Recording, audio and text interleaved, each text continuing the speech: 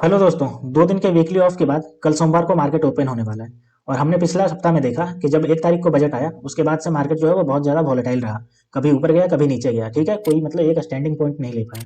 तो चलिए कल का मार्केट का सेंटिमेंट कैसा रहेगा उसको 15 पॉइंट से समझते हैं।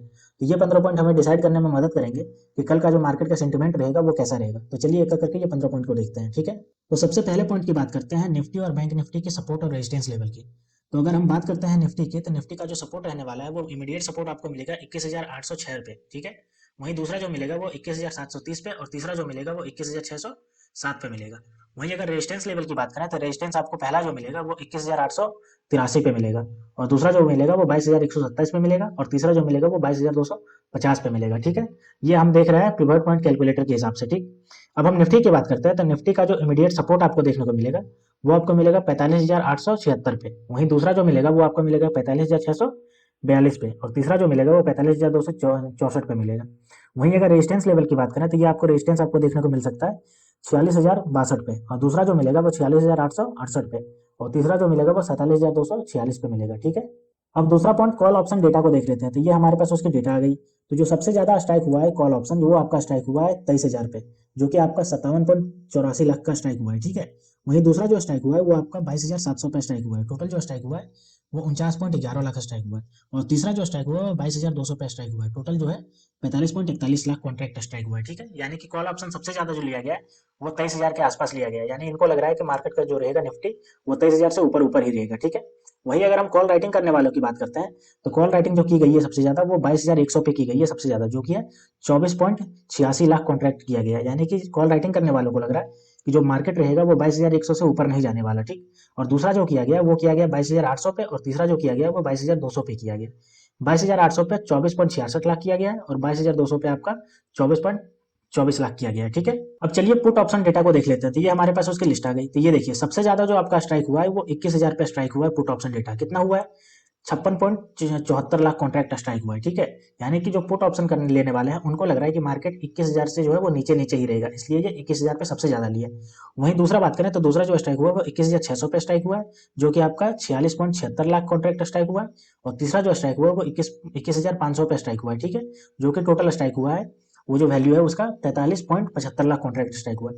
वहीं अगर पुट राइटिंग करने वालों की बात करें तो उन्होंने राइटिंग किया है सबसे ज्यादा 21,600 पे। यानी कि पुट राइटिंग करने वालों को लग रहा है कि 21,600 से मार्केट ऊपर ऊपर ही रहेगा, ठीक है।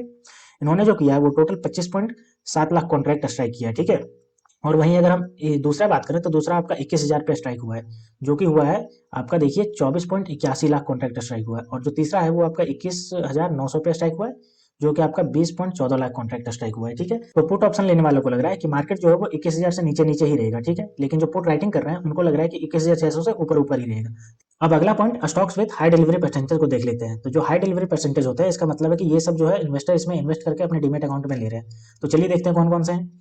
तो Syngene, Crompton, SBI life, Pidilite India, SRF, Voltas, BEL, ICICI provident life insurance, Godrej और पीआई इंडिया। यानी कि ये सब ऐसे स्टॉक्स हैं जो हाई डिलीवरी परसेंटेज है। इन्वेस्टर इसमें बहुत ज्यादा इन्वेस्ट करके इसके जो शेयर को अपने डीमैट अकाउंट में खरीद के रख रहे हैं, ठीक है। तो यानी कि इनमें बहुत ज्यादा ग्रोथ देखने को मिलेगा, इसलिए ये इसमें ज्यादा इन्वेस्ट कर रहे हैं। अब अगला पॉइंट देख लेते हैं लॉन्ग बिल्डअप, यानी कौन कौन से ऐसे स्टॉक्स में लॉन्ग बिल्डअप किया गया है। तो ये टोटल जो है वो 69 ऐसे स्टॉक्स है जिसमें लॉन्ग बिल्डअप देखने को मिला है। इसमें से कुछ ऐसे लिस्ट है, चलिए मैं नाम पढ़ देता हूँ, ठीक है। तो Hind copper, Alkem, Cummins India, Torrent pharma, Atul, BPCL, Hind petro, metropolis, UBL, Exide India. यानी कि ये सब ऐसे स्टॉक्स की कुछ लिस्ट हैं जिसमें लॉन्ग बिल्डअप देखने को मिल रहा है। यानी कि जैसे जैसे इसका प्राइस बढ़ता जा रहा है इन्वेस्टर इसमें और इन्वेस्ट करते जा रहे हैं। यानी कि इसमें बहुत ज्यादा पोटेंशियल देख रहे हैं इसका प्राइस और ऊपर जाने का, ठीक है। तो ये लॉन्ग बिल्डअप की कैटेगरी में आ रहे हैं। अब अगला पॉइंट है लॉन्ग अनवाइंडिंग, यानी कि जो लॉन्ग पोजीशन लेकर के बैठे हैं वो अपना जो पोजीशन है वो अब एग्जिट कर रहे हैं। यानी कि अब वो बेच रहे हैं क्योंकि उनको लग रहा है कि अब इनका प्राइस जो है वो जितना मैक्सिमम पहुंचना था पहुंच गया, ठीक है। तो अब ये प्राइस गिरने वाला है। तो टोटल जो है वो 29 ऐसे स्टॉक्स हैं। चलिए कुछ के नाम यहाँ पे दिया हुआ है, मैं नाम पढ़ देता हूँ, ठीक है। JK cement, Mphasis, India cement, Indus tower, Sun TV, AU bank, DLF, ICICI GI, फिर एक्सिस बैंक और कोटक बैंक। यानी कि ये सब ऐसे हैं जो लॉन्ग अनवाइंडिंग में चले गए हैं। यानी कि जो भी लॉन्ग पोजीशन लेकर के बैठे हुए इन्वेस्टर वो अपना बेच करके पोजीशन एग्जिट कर रहे हैं, ठीक है। मतलब कि इनको लग रहा है कि ये जो है वो ओवर प्राइस्ड हो गए, अब इनका प्राइस जो है वो नीचे जाएगा, ठीक। अब अगले पॉइंट की बात करते हैं। तो अगला पॉइंट है शॉर्ट बिल्डअप, यानी कि 29 ऐसे स्टॉक्स हैं जिसमें शॉर्ट बिल्डअप देखने को मिल रहा है। यानी कि प्राइस इनका और ज्यादा नीचे जाएगा, इसलिए जो शॉर्ट करने वाले हैं वो और ज्यादा इसको शॉर्ट कर रहे हैं। तो चलिए कुछ नाम है यहाँ पे मैं नाम पढ़ देता हूँ।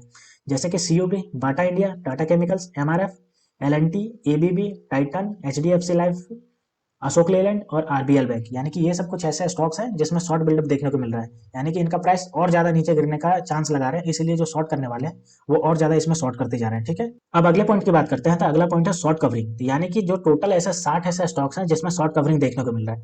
मतलब कि जो इन्वेस्टर हैं जो अपना शॉर्ट पोजीशन करके बैठे हुए हैं, उनको लग रहा है कि अब ये सब जितना भी प्राइस नीचे जाना था, ये स्टॉक्स के नीचे प्राइस पहुंच गया, अब इनका प्राइस जो है वो बाउंस बैक करेगा और ऊपर जाएगा, इसलिए शॉर्ट जो लेकर के बैठे हुए पोजीशन, वो अपना पोजीशन एग्जिट करना है शॉर्ट कवरिंग करके। ठीक है, तो इसमें से कुछ नाम है, मैं नाम पढ़ देता हूँ। पहला नाम है SAIL, Havells, REC limited, GAIL, Maruti, tech Mahindra, Laurus lab, G limited, ICICI bank और पावर ग्रिड, यानी कि कुछ ऐसे ये स्टॉक्स हैं जिसमें शॉर्ट कवरिंग चल रहा है, यानी इनका जो प्राइस है वो अब बाउंस बैक करके ऊपर जाएगा। ठीक है, तो इसको भी ध्यान में रखिएगा। अब अगले पॉइंट की बात करते हैं। तो अगला पॉइंट है पीसीआर, यानी कि पुट कॉल रेशियो। अब हमें पता है कि पुट कॉल रेशियो हमें बताता है कि मार्केट का सेंटीमेंट बेरिश रहने वाला है या बुलिश रहने वाला है। अगर पुट कॉल रेशियो जो है वो 1 से ऊपर है तो मार्केट का सेंटीमेंट आपका बेरिश रहने वाला है। वहीं अगर 1 से नीचे है इसका अगर पुट और कॉल रेशियो, तो मार्केट का सेंटीमेंट बुलिश रहने वाला है। तो कल का जो प्रोडिक्शन है उसमें आपको देखने को मिल रहा है कि 1.02, यानी कि 1 से ऊपर है। ठीक है, जिसकी वजह से मार्केट का जो सेंटीमेंट है वो बेरिश सेंटीमेंट रहने वाला है। ठीक है, तो ये ध्यान में रखिएगा, कल का मार्केट जो है वो बेरिश सेंटीमेंट ही आपको दिखाएगा। अब अगले पॉइंट की बात करते हैं। तो अगला पॉइंट है रिजल्ट्स ऑन फरवरी 3, यानी कि 5 फरवरी को जिन जिन कंपनियों का रिजल्ट आएगा उनकी ये लिस्ट है। ठीक है, और इन कंपनियों को क्वार्टर 3 का जो रिजल्ट आएगा वो बताएगा कि इनका प्राइस ऊपर जाएगा या नीचे जाएगा। अगर क्वार्टर 3 अगर प्रॉफिट में रहा तो प्राइस ऊपर जाएगा, और क्वार्टर 3 अगर नेगेटिव में रहा तो प्राइस ये नीचे जाएगा। तो मैं कुछ नाम पढ़ देता हूँ, आप एक बार पॉज करके पूरा नाम पढ़ लीजिएगा। जैसे भारतीय एयरटेल, ठीक है, Alembic pharmaceuticals, Ashok Leyland, ASK automotive, Sun pharma, ठीक है, ये सब जो बजाज इलेक्ट्रॉनिक्स, बारबेक्यू नेशन, ये सब जितने भी हैं इन सब का पूरा रिजल्ट आने वाला है क्वार्टर 3 का, और क्वार्टर 3 का रिजल्ट जैसा परफॉर्म करेगा उसी के हिसाब से इनका स्टॉक भी परफॉर्म करेगा, तो इसको भी ध्यान में रखिएगा। ठीक है, अब अगले पॉइंट की बात करते हैं। तो अगला पॉइंट है स्टॉक्स इन न्यूज, यानी कि जब शुक्रवार को मार्केट बंद हुआ उसके बाद इन सब स्टॉक्स की न्यूज निकल के आई, जिसका इफेक्ट करेगा इनके प्राइस को कल के मार्केट पे। ठीक है, तो देखते हैं न्यूज क्या निकल के आई है। तो जो सबसे पहले स्टेट बैंक ऑफ इंडिया की बात करें तो उसने जो स्टैंड अलोन प्रॉफिट जो दिखाया है वो क्वार्टर का दिखाया है 9,164 करोड़, जो कि आप इसका जो डाउन हुआ है फॉल शार्पली बाई 35% पीरियड, यानी कि 35.5% जो है वो ईयर ऑन ईयर पीरियड पे ये डाउन हो गया, जिसकी वजह से इसका नेगेटिव इंपैक्ट कल देखने को मिलेगा। ठीक है, क्योंकि इसका जो प्रॉफिट है वो 35.5% डाउन हुआ है। अगर टाटा मोटर्स की बात करें तो टाटा मोटर्स ने जो रिकॉर्डेड किया है वो 137.5% का ईयर ऑन ईयर ग्रोथ दिखाया है। ठीक है, कंसोलिडेट प्रॉफिट में, और जो इसका प्रॉफिट रहा है वो 7,025 करोड़ का रहा है। ठीक है, क्वार्टर एंडेड है, दिसंबर का जो क्वार्टर एंडेड है तो उसमें रहा है। इसका रेवेन्यू जो है वो भी आपका देखो 25% से बढ़ा है ईयर ऑन ईयर, जो कि इसका रहा है 1,10,577 करोड़ का। तो इसका जो प्रॉफिट भी बढ़ा है, इसका रेवेन्यू भी बढ़ा है, तो कल का टाटा मोटर्स का प्राइस होगा वो देखिए आपको पॉजिटिव साइन में ऊपर जाते हुए दिखेगा। ठीक है, तीसरा जो है वो इंटर ग्लोबल एविएशन, यानी कि इंडिगो की बात हो रही है। तो इसने जो किया है वो रजिस्टर किया है, कितना किया है, 110.7% का ईयर ऑन ईयर ग्रोथ दिखाया है प्रॉफिट में, जो कि इसका प्रॉफिट निकल के आया है 2,998.1 करोड़ का अक्टूबर दिसंबर पीरियड में। ठीक है, तो ये देखिए 110.7% का अगर इसने अगर प्रॉफिट बहुत ज़्यादा बढ़ा दिया तो इसका कल का प्राइस में सूट बहुत ज़्यादा ऊपर जाएगा, तो आप इसको भी ध्यान में रखिएगा। ठीक है, अगला जो न्यूज निकल के आ रहा है वो यूपीएल से निकल के आ रहा है। क्या निकल के आ रहा है, नेट लॉस उसने बुक किया है 1,217 करोड़ का नेट लॉस बुक किया है इसने क्वार्टर 3 के रिजल्ट में। ठीक है, ये आपको कल देखने को मिलेगा, ये भी आपका ये डाउन साइड में गिरता हुआ देखने को मिलेगा। अगला जो न्यूज निकल के आ रहा है वो औरोबिंदो फार्मा की तरफ से निकल के आ रहा है, क्योंकि ये जो कंपनी है यूनाइटेड स्टेट में भी अपना ड्रग्स बेचती है। ठीक है, यानी कि दवाई बेचती है, तो United state food and drug administration है वो यूनिट 3 को इंस्पेक्शन किए। ठीक है, formulation manufacturing facility in यूगो pharmaceutical. ठीक है, तो इसमें जो निकल के आया उसने 9 ऑब्जर्वेशन दिया है, और ये जो ऑब्जर्वेशन है वो पॉजिटिव है या नेगेटिव है ये आपको कल पता चलेगा, और उसी के अनुसार आपका जो इसका प्राइस है वो मूव करता हुआ दिखेगा। ठीक है, तो इसको भी ध्यान में रखिएगा।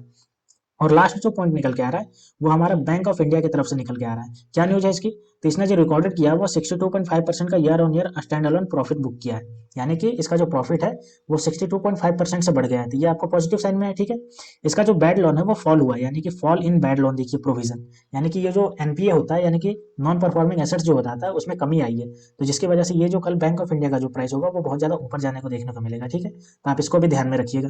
अब अगले पॉइंट की बात करते हैं। तो अगला पॉइंट है फंड्स फ्लो। ठीक है, तो चलिए देख लेते हैं। तो इंडेक्स फ्यूचर की बात करें तो देखिए शुक्रवार का हमारे पास जो डेटा है वो 597 करोड़ का आया था फंड फ्लो। वहीं अगर स्टॉक फ्यूचर की बात करें तो 7,218 करोड़ का आया था फंड फ्लो। वहीं इंडेक्स ऑप्शन की बात करें तो ये देखिए आपको 3,854 करोड़ का इसमें से चला गया है फंड फ्लो। ठीक है, और वहीं अगर हम बात करते हैं स्टॉक्स ऑप्शन की तो 292 करोड़ का इसमें फंड फ्लो आया है। ठीक है, तो इसको भी ध्यान में रखिएगा। अब चलिए अगला पॉइंट एफआईआई और डीआईआई डेटा को देख लेते हैं, फ्राइडे को क्या हुआ है। ठीक है, तो देखिए फ्राइडे को जो है वो एफआईआई ने बाउट किया है, कितना बाउट किया है, 70.69 करोड़ का टोटल बाउट किया है। ठीक है, वहीं अगर डोमेस्टिक की बात करते हैं, डोमेस्टिक इंडिविजुअल इन्वेस्टर की बात करते हैं, तो उन्होंने जो बाउट किया है वो 2,400 63.16 करोड़ का बाउट किया है, जिसकी वजह से शुक्रवार का मार्केट था वो अप डायरेक्शन में बंद हुआ देखने को मिला था, क्योंकि दोनों के दोनों ने यहाँ पे बाउट किया था। तो कल का जो सेंटीमेंट है इसमें भी लगता है कि शायद ये बाउट करेंगे तो ये हमारा जो डायरेक्शन है वो ऊपर ही जाएगा। ठीक है, अब अगले और लास्ट पॉइंट की बात करते हैं, तो वो है stocks under F&O ban on NSE, यानी कि एनएसई ने किसको अपना फ्यूचर एंड ऑप्शन में बैन कर दिया है। ठीक है, तो देखिए इसने जो ऐड किया है वो हिंदुस्तान कॉपर को ऐड किया है, और इसके पहले ही अगर हम बात करेंगे तो इसने जो अपने ऐड रखा है इसमें, वो इंडिया सीमेंट को रखा है, इंडस टावर को रखा है, सेल को रखा है, जी इंटरटेनमेंट को रखा है। ठीक है, यानी कि ये सबको पहले से ही रखा है, और अभी जो ऐड किया है वो हिंदुस्तान कॉपर को ऐड किया है। तो ये सबका फ्यूचर और ऑप्शन जो बैन है, जिसकी वजह से इनका प्राइस जो होगा वो डाउन जाता हुआ दिखेगा आपको। ठीक है, तो दोस्तों ये जो 15 पॉइंट हमने डिस्कस किया, ये आपके कल के मार्केट के सेंटीमेंट को बताएंगे, तो आप भी एक बार इसको पूरी थोरोली एनालाइज करिए और कल के मार्केट के सेंटीमेंट को समझिए कल ट्रेड लेने से पहले। ठीक है, तो दोस्तों ऐसे ही वीडियो रोज देखने के लिए आप मेरे चैनल को सब्सक्राइब कर लीजिए। तो मिलते हैं दोस्तों कल की वीडियो में, तब तक के लिए स्टे ट्यून्ड, थैंक यू।